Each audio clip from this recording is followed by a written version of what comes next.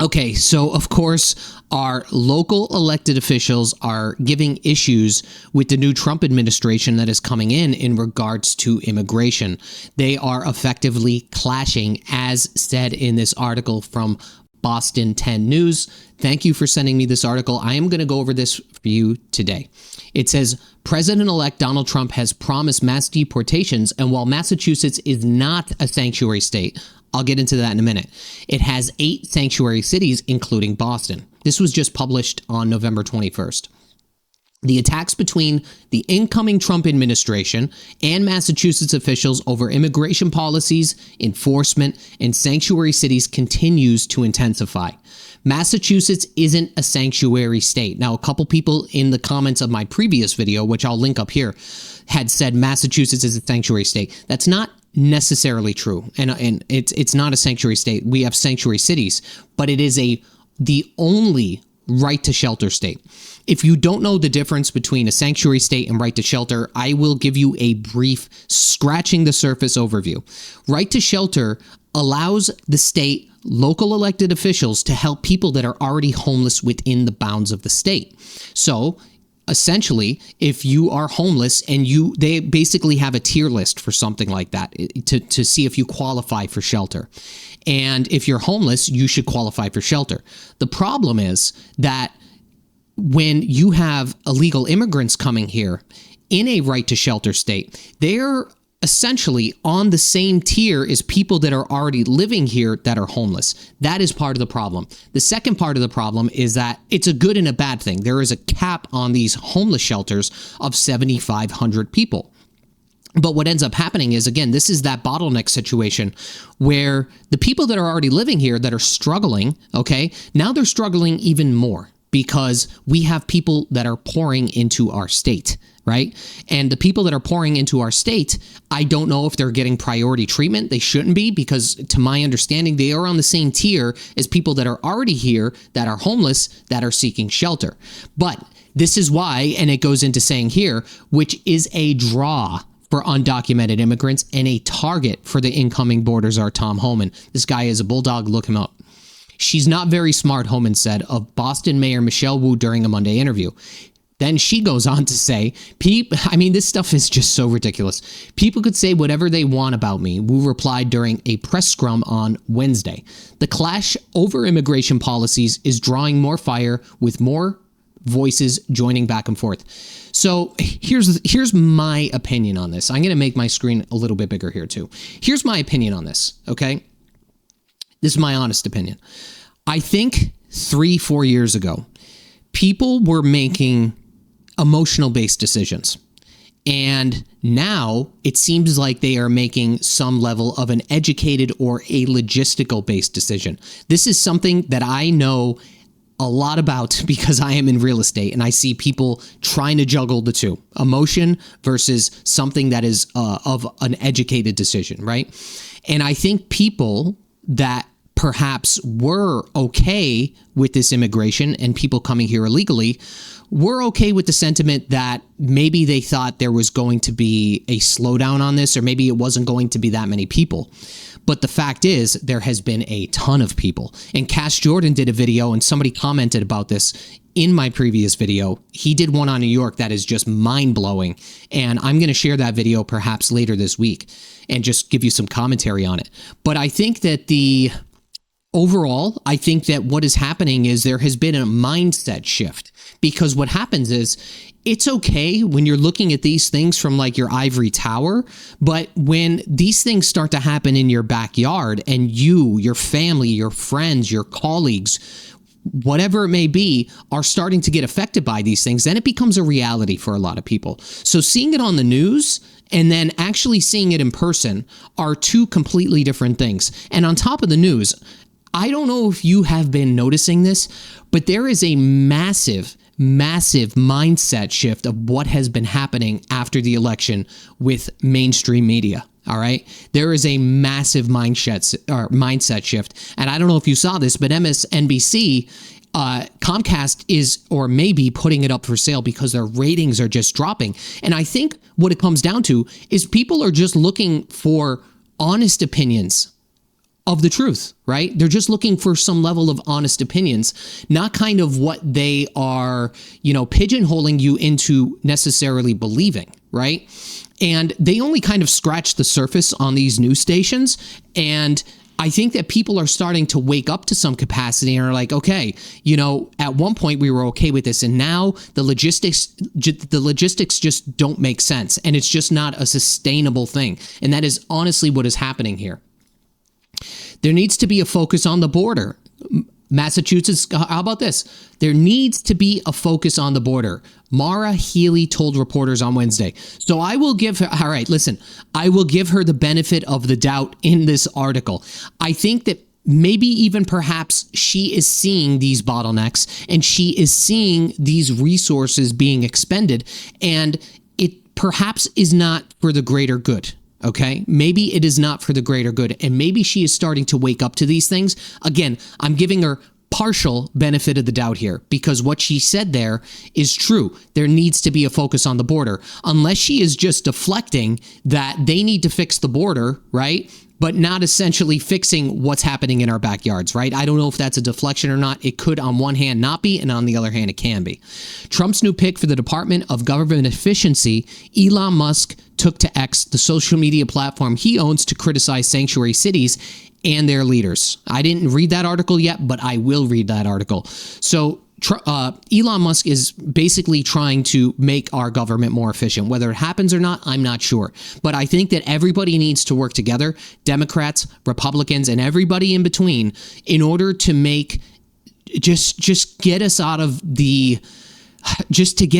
this like status that we've been living in. I feel like we've been in another dimension, really, the last couple of years. It's been absolutely crazy. At the center of the debate is the role of ICE in local communities and whether those communities will help the Trump administration in delivering major campaign promises, deporting undocumented immigrants. Now, I touched on this a little bit. So sanctuary cities really have a hard time assisting, right? It's not in their blood to help assist federal agents deport people. That's why people come to sanctuary cities. They basically provide more red tape for the federal government to intervene to essentially deport these people. I know that's it, again, on like scratching the surface level, but that's realistically what it is. And local police and stuff like that don't necessarily have to support the federal government to assist them. And that is why we have a lot of people that always come into sanctuary cities. And these are the 8 of them. They have Boston, Cambridge, Amherst, Concord, Lawrence, Newton, Northampton, and Somerville. Please let me know in the comments if you live in any of these cities, and let me know what it's been like in those cities for you, okay? The town of Natick recently published a sanctuary policy document to be further reviewed by town leaders before putting it up for a vote. So it looks like perhaps even Natick is considering transitioning into a sanctuary, something with a sanctuary city, because they're doing something in terms of providing a document to be reviewed here. I'm going to look into that too. What you will see is the very focused targeting of the worst criminals, and there's no shortage of them in Boston. I will tell you, again, if you do watch mainstream media, so when they report these things, and even if it's our local news stations, they kind of only, again, it's a very light description of what is actually happening, and they just cut to the next thing. I think anybody that has any kind of sense or logic could see what they're doing. They're not trying to bring a lot of light to these circumstances, and that's why I've kind of been transitioning my channel a little bit to talk about more local politics, because I just don't see a lot of people actually doing that. But I'm in the trenches, again, with people that are looking to either buy or sell a house, and these issues are popping up every single week. So that's why we're doing what we're doing here. All right, I guess Julian Calderas, CEO of XFed Global, CEO and this is the former deputy director of ICE's San Antonio office. Calderas said that the anticipated national crackdown will prioritize public safety and national security threats, not low-level criminals. I will tell you, if you do watch the news, a lot of these people are being released back into the public, okay? These are criminals that are being released back into the public. The boogeyman's not going to come knocking on the door and take their children away in the middle of the night. That's not reality, he said. Calderas referenced the 2017 Massachusetts Lund decision by the state Supreme Judicial Court preventing any state or local police from detaining someone based on an immigration detainer. So, again, when you have a sanctuary city, when you come here illegally, you're somewhat of it is a crime. Okay, it's a crime. And sometimes like big news media, right? Mainstream media says an undocumented immigrant, right? But it's essentially a criminal. Okay, they say undocumented immigrant, which they are, but it's essentially if they're entering illegally, they're committing a crime. All right, it's very basic stuff, guys. Okay, I know some people may not like what I just said, but it's very, very basic stuff. And when you have a sanctuary city, that is not necessarily a crime to come over here legally. That's why they have more protection. That's why there is more red tape, to my understanding. Even though we have some laws to prevent jails and courthouses from holding people for ICE, that doesn't stop them from communicating with ICE, noted Boston immigrant justice, Annie Gonzalez. Gonzalez praised the state's efforts to protect undocumented migrants, but called on the governor to do more to shelter unhoused migrants so that people are not experiencing homelessness on the streets that can lead to interactions with police, that can lead to deportations. I will tell you, as I said earlier in this video, we have people that have already been here that are homeless, and we just have more people coming in here that are going to qualify because it's a right to shelter state/sanctuary cities. So they're on that same tier list, as I said. So in one hand, you're helping one person, and on the other, you're hurting another person. And the person that's getting hurt are the residents that are actually here in Massachusetts. And that's a sad thing, guys. All right.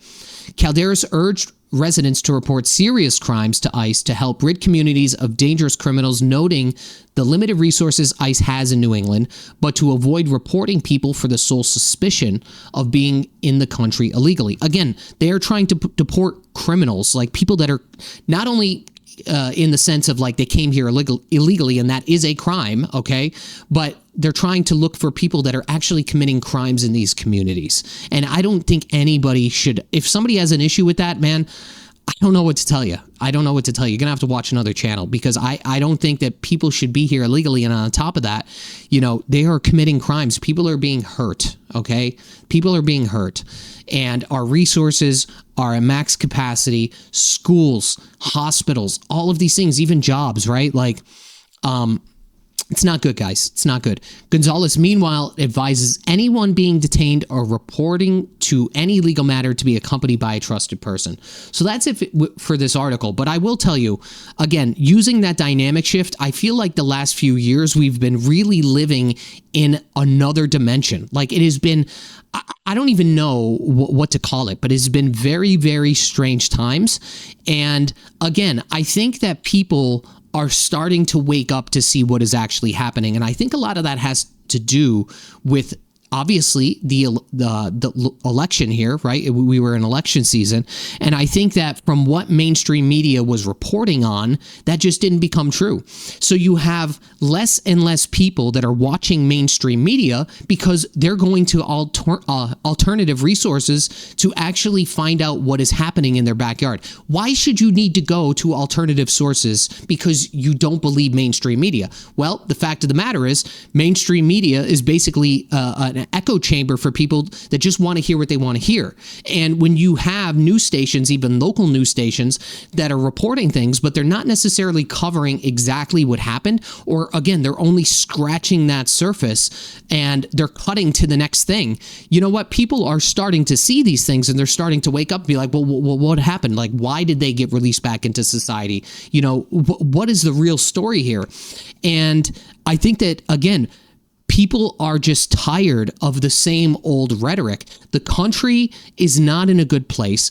Everything is expensive, and it's harder and harder for people to afford their damn groceries, right?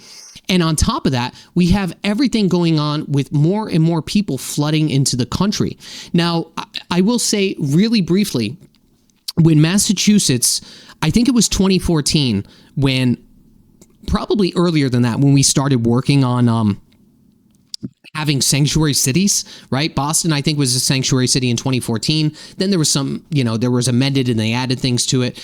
But you got to realize, okay, and the only reason I understand these things is because when I look at real estate and I'm going through data, like certain things happen at certain time periods, and a lot of it could be figured out just solely looking at numbers, right? So if you look at the numbers from like 2014 for the amount of people that came into the country versus now, it's astronomical. So what happens is rules were set in place to help these people, which is good on one hand. But on the other hand, now we're at a bottleneck where it's just not sustainable, okay? So either rules have to be amended again, or we need to do what we need to do in order to make our country whole, right?